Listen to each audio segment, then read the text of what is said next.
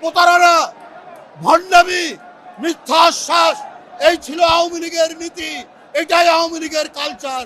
বিএনপির কালচার অঙ্গীকার রক্ষা করা। আমাদের প্রধানমন্ত্রী তিনি সম্পর্ক রাখবেন, তিনি যাবেন, আমরাও সবাইকে আমন্ত্রণ জানাবো। কিন্তু ভিতরে যদি কোনো শর্ত থাকে তাহলে সেই শর্ত দিয়ে কখনো বন্ধুত্ব হয় না। শেখ হাসিনা বলেছিলেন ঘরে ঘরে চাকরি দেব।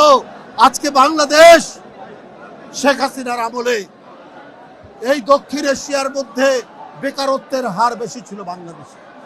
কোথায় ঘরে ঘরে চাকরি, কোথায় বিনামূল্যে সার? নির্বাচনের আগে 2008 সালে শেখ হাসিনা এই কথা বলেছিলেন, কিন্তু সেটা করেননি। প্রতারণা, ভণ্ডামি, মিথ্যা আশ্বাস, এই ছিল আওয়ামী লীগের নীতি।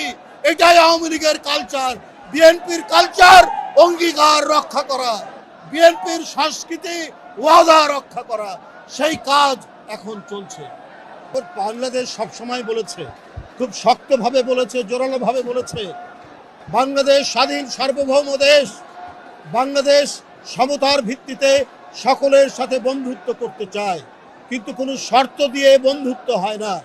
বাংলাদেশ সরকার প্রত্যেক দেশের সাথে বন্ধুত্বের প্রকাশ্যে যে ঘোষণা দিয়েছেন, নিশ্চয়ই এইখানে যদি অন্য কিছু না থাকে তাহলে অবশ্যই সমতার ভিত্তিতে, মিউচুয়াল রেসপেক্টের ভিত্তিতে এবং এই যে সার্বভৌমত্বকে শ্রদ্ধা করার ভিত্তিতে সকল দেশের সাথেই আমাদের প্রধানমন্ত্রী তিনি সম্পর্ক রাখবেন, তিনি যাবেন, আমরাও সবাইকে আমন্ত্রণ জানাবো।